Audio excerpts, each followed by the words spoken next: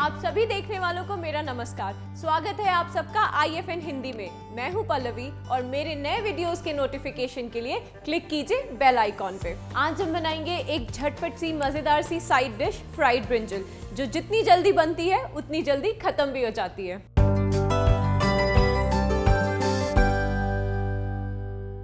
सबसे पहले अपना पैन गरम करेंगे और ऐड करेंगे थोड़ा सा ऑयल। अब हम अपने बैगन को पतले पतले पीसेस में काट लेंगे।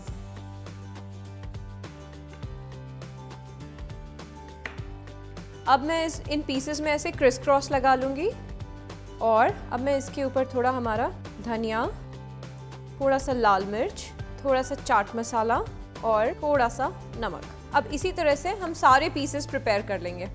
इसे ऐसे थोड़ा डैप कर लेंगे और दूसरे साइड भी हम उसी तरीके से क्रिस क्रॉस बना करके ड्राई मसाले लगा देंगे।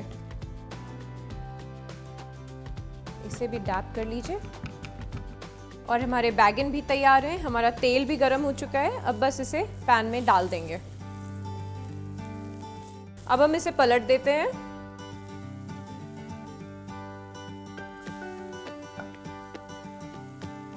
मेरे बैगन अब तैयार है। अब हम इसे प्लेट पे निकाल लेंगे।